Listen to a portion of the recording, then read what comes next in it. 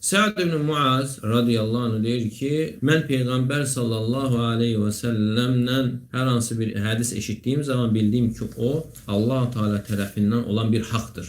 Həmməd ibn Zeyd deyir ki, Rasulullah sallallahu aleyhi və səlləmin hədislərinin hörməti Allahın kitabının hörməti kimidir. Əbu Musa deyir ki, sünnənin istifadəsi haqqında necə Qur'ana əməl olunur, eyni ilə də Peyğəmbər sallallahu aleyhi və səlləmin sünnəsinə əməl olunur. Əbu'l-Qasim Əsbahani deyir ki, kim desə ki, sünnə Qur'ana ərz olunmalıdır, əgər onun zahiri uyğun gələrsə, götürülür, yoxsa götürülmür.